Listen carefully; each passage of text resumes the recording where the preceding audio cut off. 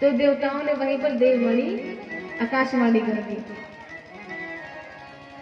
कि अरे मूर्ख, जिस देवकी के विवाह में तू इतना प्रमुदित हो रहा है, इतना प्रसन्न हो रहा है, विदाई में इतना रो रहा है, भाव विभोर हो रहा है, इसी देवकी का 8वां काल, 8वां लाल तेरा बनेगा काल, वही तुम्हारे मृत्यु का कारण बनेगा।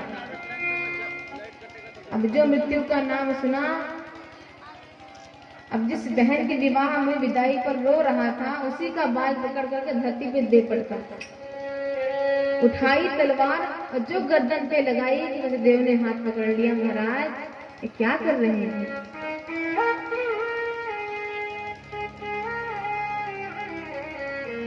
अब जनता को इतने समझ में आ गया कि ये हम सबको बेवकूफ बना रहा था।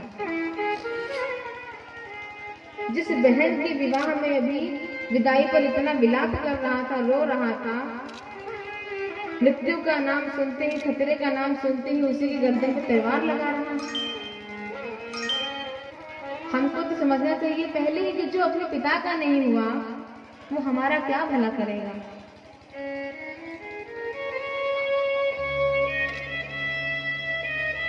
वसुदेव जी कहते हैं कि वीर पुरुष कभी भी स्त्री पर हाथ नहीं उठाते, और ये तो आपकी बहन है, आप इस पर हाथ उठाओगे, ऐसा कलंक लगेगा कि जीवन भर छुड़ाई नहीं छूटेगा।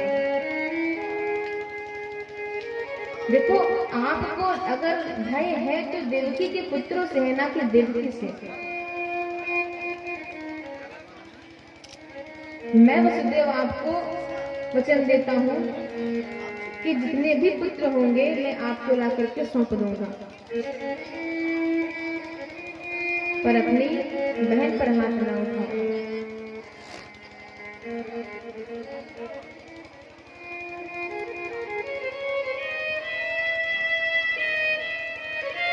कंस को बात समझ में आई, बड़ा होश में आया कि मैंने होश में इसने कहा बात हमें स्वीकार है, लेकिन तुम्हें एक शर्त और माननी पड़ेगी। क्या? बोल, जब तक 8 पुत्र नहीं हो जाएंगे तुम दोनों मेरी बंदी गृह में ही रहोगे।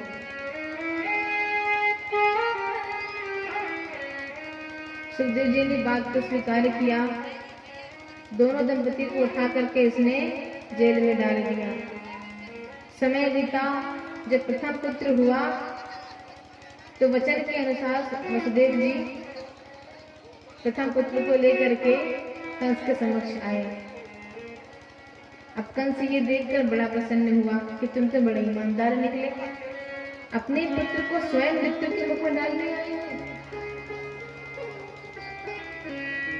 तुम्हारी ईमानदारी से प्रसन्न हुआ, पर ये बच्चा मेरा क्या बिगाड़ेगा?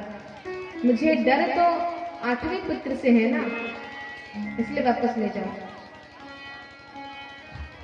फिर नारद जी को बात समझ में नहीं आई कि अगर ये इतना दान धर्म दया करेगा तो इसके पापों को घड़ा कैसे भरेगा। तो वसुदेव जी पुत्र को लेकर गए, इधर नारद जी आ गए कमल का फूल हिलाते हुए। अब हिरण्यकश्यप के सामने खड़े हैं, कमल के फूल को उसी के सामने घुमा रहे हैं। राजा ने पूछा, ये कमल दल मेरे सामने क्यों इतना घुमा रहे हैं?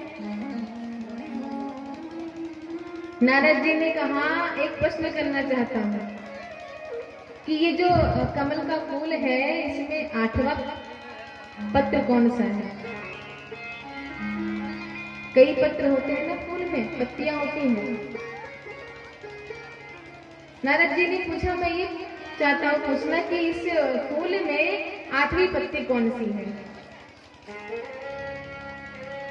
ज्यादा कुछ नहीं कहा, बस इतना ही पूछा कि सब बात समझ में आ गई।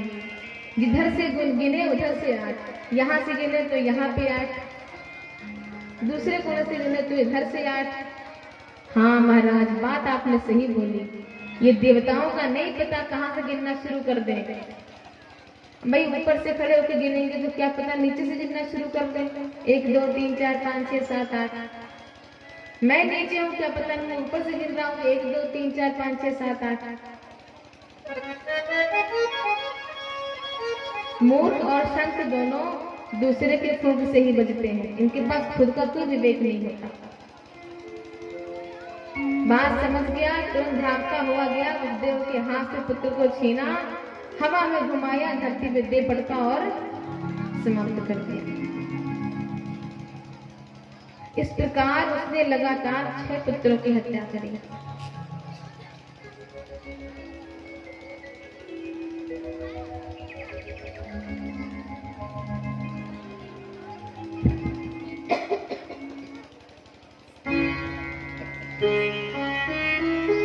भगवान ने योग माया को बुला करके आदेश दिया। शेष भगवान को आदेश दिया सप्तम गर्भ में जाने के लिए। कहा फिर रामावतार में आप छोटे भाई बने, मेरी बड़ी सेवा करी, इस बार आप बड़े बन करके जाओ, हम आपकी सेवा करेंगे। सप्तम गर्भ में शेष के रूप में बलराम जी पधारे। योग माया को बुला करके भगवान ने संदेश दिया कि देवकी के गर्भ से शेष जी को रोहिणी माँ के गर्भ में स्थानांतरण करो, स्वयं यशोदा माँ के गर्भ में जाकर पहुंचो, 8वें गर्भ में हम स्वयं पधारेंगे। तुम्हें मारने की कोशिश करेगा, कंस तो मेरे संदेश उस तक पहुंचा देना। जिस प्रकार प्रभु ने आदेश दिया, योग माया ने वैसा किया। सप्तम गर्भ में जब शेष जी पधारे तो स्थानांतरण कर दिया रोहिणी के गर्भ में। कंस को भ्रम हुआ कि सप्तम गर्भ का स्वयं पतन हो गया है, नष्ट हो गया है। अब भगवान के जन्म का समय आया।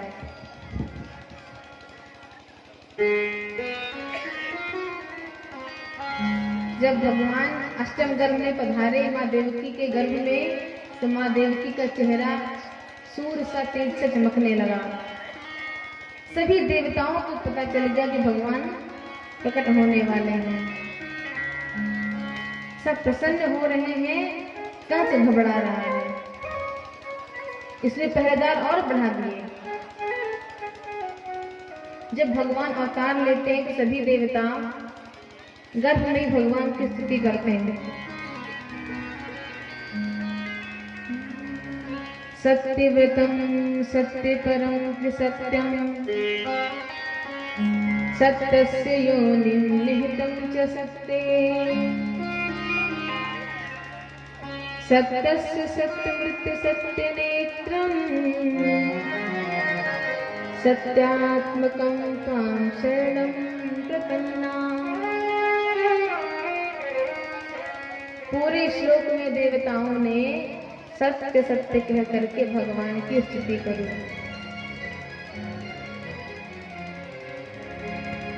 देवताओं ने ऐसा क्यों किया? कहा देखिए प्रभु, इस बार जितने भी असुर हैं सब आपके रिश्तेदार हैं। कोई मामा बन के बैठा है, कोई मौसी बन के बैठा है, कोई बुआ का बेटा बन के बैठा है। तो रिश्ते के मोह में आपको किसी को भी छोड़ना नहीं है। आपका बोला सत्य व्रतम, आपका व्रत सत्य है, सत्य का व्रत लिया है तो सच्चाई का साथ देते हुए सबको ठिकाने लगाना है, छोड़ना किसी को नहीं है।